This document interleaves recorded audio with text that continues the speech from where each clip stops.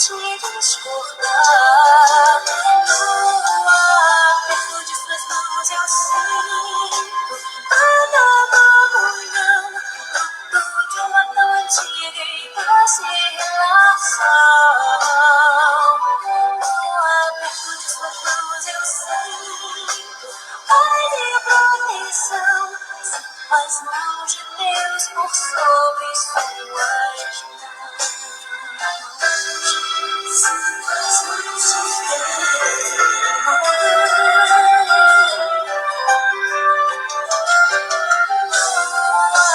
Perto de suas mãos eu sinto paz e proteção, sinto as mãos de Deus por sobre suas mãos.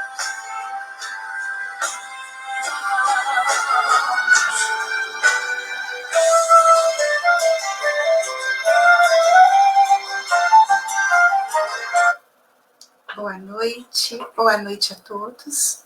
Estamos aqui juntos mais uma segunda-feira de estudos da Casa Espírita Francisco de Assis. E nós estamos dando continuidade ao estudo deste livro, Horizontes da Fala, psicografado por João Nunes Maia pelo Espírito Miramês. E já chegamos no capítulo 42, que se intitula Mãe e Filhos.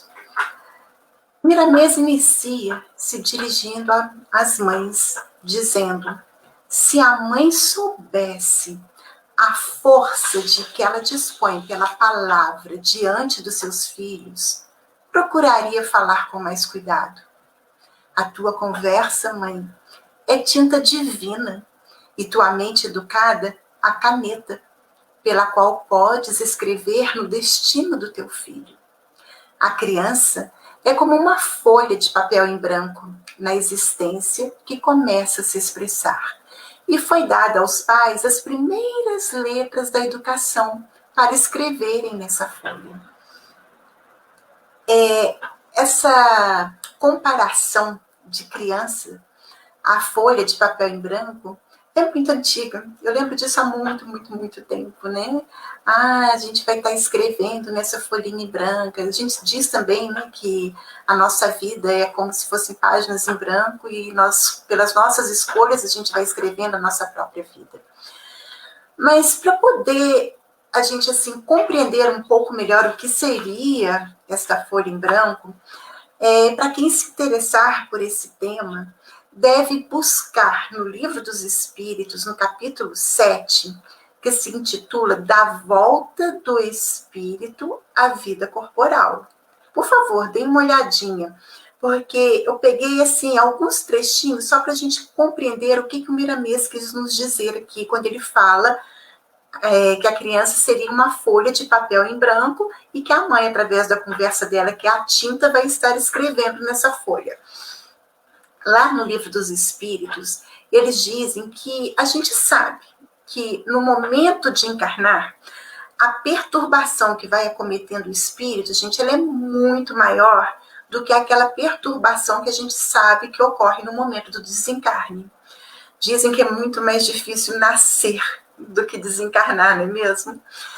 E eles dizem que a gente precisa lembrar que desde a concepção, o espírito já se liga por um laço fluídico àquele corpinho que ele vai habitar.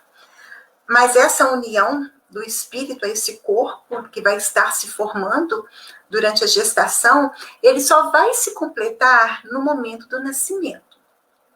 E à medida que a hora do nascimento vai se aproximando, as ideias do espírito que está ali se preparando para reencarnar, elas vão se apagando, assim como a lembrança do passado.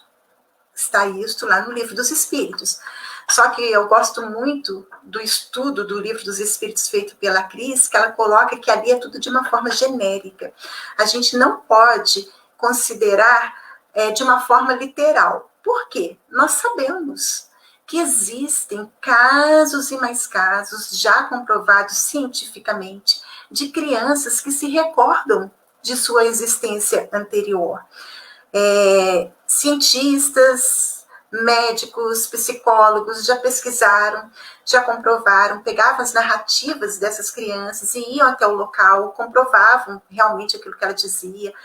Morei em tal local, fulano foi meu filho, eu fazia isso, eu fazia aquilo. E eles iam buscando e conseguiam comprovar isso. Então, existe muitos relatos científicos com as comprovações científicas disso, tá? Então, a gente sabe que não é um papel totalmente em branco, porque tem muitos que trazem das lembranças, e a gente sabe que todas as nossas existências estão ali gravadinhas no nosso inconsciente, não é mesmo? Mas o Livro dos Espíritos, ele continua dizendo assim: encarnando-se com o fim de se aperfeiçoar, o espírito ele é mais acessível durante esse tempo às impressões que ele recebe e que podem ajudar o seu adiantamento, para o qual devem contribuir os que estão encarregados da sua educação. Então, quando os espíritos dizem aqui que ele é mais acessível durante esse tempo, a gente sabe que nos primeiros anos de vida, até os seus 7 anos, é a oportunidade da gente estar guiando, direcionando esse espírito que nasce em nossa família. É a oportunidade que a gente tem, vamos dizer assim, de lapidar, de tirar todos aqueles instintos, todas aquelas, como que a gente vai dizer, aquelas faculdades que ele já traz, que muitas vezes podem ser nocivas, e a gente já vai lapidando e limpando aquilo e guiando para o caminho do bem. Então, no Livro dos Espíritos diz assim: aí então que se pode reformar o seu caráter e reprimir as suas más tendências. Esse é o dever que Deus confiou aos pais. Então, a gente vai compreender aqui que não é uma folha totalmente em branco, que ele já traz em si muita coisa. As personalidades de hoje, então, dessas crianças são fortíssimas. Você diz, tem personalidade forte, mas cabe aos pais guiar, dar os limites, dar o amor necessário para conduzir esse espírito para esse caminho do bem. E Miramês continua dizendo que a disciplina da mãe, no tocante ao falar, é de suma importância, porque os filhos nunca esquecerão a fala materna, principalmente quando essa fala se envolve no magnetismo do amor. E quando essa mãe vive aquilo que ela conversa com seus filhos, de bom, de agradável, de direito e de justiça. E realmente, acredito que todos nós lembramos de colocações, de falas de nossas mães quando a gente era criança, quando a gente era adolescente também. Aquilo fica marcado, fica gravado. E a gente pode observar como que essas colocações podem nos direcionar, nos conduzir por um determinado caminho, como que elas nos afetam profundamente, não só na nossa vida emocional, afetiva, como profissional, como num todo. Essas colocações, essas palavras, esses diálogos, eles ficam marcados profundamente no nosso ser e eles vêm se refletindo até nos dias de hoje na nossa forma de agir. Basta parar um pouquinho e pensar. Mas quando essa mãe fala, com esse magnetismo do amor, isso com certeza nos conduz para uma vida de um melhor proveito, para uma vida bem melhor, com certeza. Porque é certo que a verdadeira educação começa no lar. Pode-se dizer que a criança é uma argila sem forma, que os pais têm o poder e o dever de moldar, predispondo-a para o equilíbrio do dia a dia. Aqui foi que eu falei, são nesses primeiros anos que é a ocasião perfeita para os pais irem lapidando, irem levando esse espírito para o caminho correto. Porque a mãe, nos primeiros anos do bebê, é como se ela fosse um sol para aquecê-lo e uma mão divina para guiá-lo no caminho da vida. A criança confia plenamente na mãe. A criança, ela se identifica com a mãe. A gente pode perceber como muitas crianças, principalmente as meninas, procuram imitar a mãe. Quem já não viu uma criança calçando o sapato da mãe, saindo pela sala ali, pelos corredores, andando, né, com aquele sapato gigante, ou uma menina que vai e pega a maquiagem da mãe, ou que tenta imitar, fazer o que a mãe faz, de repente alguma coisa na cozinha. Isso é muito comum. Então a mãe está ali para guiar aquele espírito. E tem um livro, gente, que eu terminei de ler ele semana passada. Não sei se vocês conhecem. Tá aqui comigo, olha. Puxa, tá aqui, ó. Nossos Filhos São Espíritos, do Hermínio Miranda. Esse livro, gente, é fantástico. Inclusive, o nosso companheiro Milton, ele está terminando o estudo do livro do Céu e Inferno, e assim que terminar, ele disse que vai entrar no estudo desse livro. Se vocês tiverem oportunidade, não percam de acompanhar os estudos do Milton desse livro, porque esse livro é fantástico. E eu tirei algumas colocações desse livro para completar um pouquinho o estudo que a gente está fazendo hoje. Quem escreveu foi Hermínio Miranda. E ele diz assim que a gente precisa lembrar que essas crianças, na realidade, são pessoas adultas, são espíritos com tantas existências, né? São pessoas vividas, experimentadas e dotadas, e às vezes com uma maior capacidade intelectual e uma maior bagagem cultural do que muitos de nós. Só que a dificuldade que essas crianças experimentam nos primeiros anos de vida na carne é apenas aquela de movimentar a sua maquininha, a sua máquina nova, né? O seu corpinho de viver na Terra, que só vai ficar pronto para funcionar lá pela adolescência. Então, as limitações são devidas às deficiências, se a gente pode colocar entre aspas, de seus corpos físicos, porque tem que aprender a andar de novo, aprender a falar, aprender a comer, aprender a se direcionar. São muitos aprendizados. Então, elas precisam se adaptar a esse corpo, à espera que ele possa responder adequadamente aos comandos da sua mente, que já se acoplou àquele corpinho, quando o espírito dele se apossou logo lá no início da gestação. E esse aprendizado é lento e difícil, pois envolve muitas complexidades, ditadas pela adaptação de necessidade ao meio em que ele nasceu, pelo desenvolvimento correto desse sistema de comunicação, a sua formação cultural, a recuperação de suas habilidades físicas e mentais, e muitos outros detalhes. A gente sabe que é complicado. Por isso que Miramês coloca ali que é uma argila sem forma e que vai sendo moldado. A gente vai ensinando a dar os primeiros passos, como falar, como se portar, vai fazendo as correções adequadas, colocando as limitações no momento certo. E Miramês diz que quando os filhos estiverem crescidos, aí a voz materna, que está acostumada naquele palavreado do bem e da verdade, cresce em seus conceitos. E eles a deixam cair nos seus corações como uma sementinha de um sinergismo salutar. E aquilo vem multiplicando, vai dando frutos, porque é um palavreado do bem, da verdade, faz ressonância quando cai no coração da criança. Mas em certas horas graves, a palavra da mãe não será retrucada, e sim ouvida com maior respeito, porque vem já de um palavreado do bem e da verdade. Então a criança não vai retrucar, ela vai saber atender, ela vai saber respeitar aquilo que precisa ser colocado ali, certo? Mas, desculpa, tem que colocar aqui. Essa questão da corrigenda que precisa ser feita, o que acontece? É muito comum a gente ouvir já filhos adultos se manifestarem reconhecendo aquele regime disciplinar que passou quando era criança, que eles foram submetidos na infância. E tem muitos que lamentam a fraqueza dos pais diante do momento que eles precisavam fazer a corrigenda, do momento que eles precisavam fazer aquela limitação, o desinteresse daqueles pais em dar combate àquelas tendências negativas do caráter dos filhos. Há adultos que reclamam disso. E porque não é fazendo todas as vontades da criança que a gente vai estar demonstrando nosso amor pelos nossos filhos, muito pelo contrário.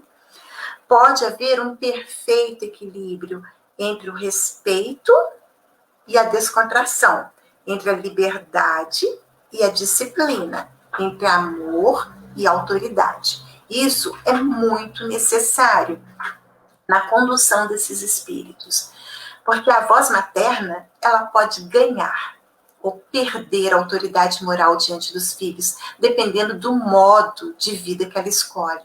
O exemplo é a força dominante na vida daqueles que convivem contigo. Gente, a autoridade moral é o exemplo que dita, que vai mostrar. Isso é muito importante. Hoje, muitos dos casais falam, não, nós vamos criar o nosso filho totalmente diferente da forma que a gente foi criado, não vou bater no meu filho, não vou reprimir, não vou negar as coisas que ele quer, eu não quero que ele passe por aquilo que eu passei.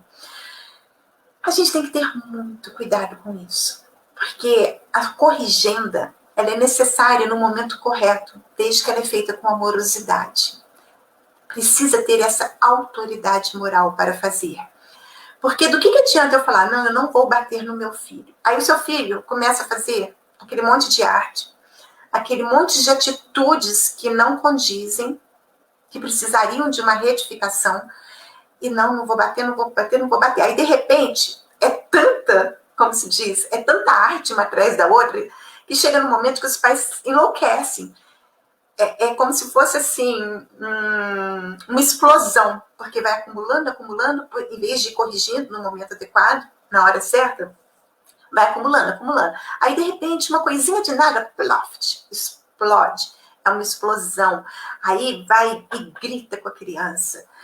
E esse gritar, essa explosão, ela não condiz com a autoridade moral. Não é isso, não é assim. A gente precisa olhar nos olhos da criança. Você precisa fitar. Se for preciso, agacha um pouquinho, senta ali e olha bem nos olhos e conversa, fala. Eles entendem e compreendem tudo que a gente quer colocar, desde que você tenha essa amorosidade e essa autoridade na forma de falar, para que eles compreendam o que é o correto, como que deve ser aquela atitude naquele momento. Vocês já devem ter experimentado isso, de fitar nos olhos da criança. Olha bem profundo e se coloque. Faça a sua colocação daquilo que precisa ser falado. Elas vão compreender, com certeza. E Miramês continua dizendo aqui, assim, sabe, mãe, antes do teu filho nascer, há tempos ele convive contigo. E é nesse período que deves iniciar com maior segurança o que você vai falar, porque ele está te ouvindo e sentindo o que você sente.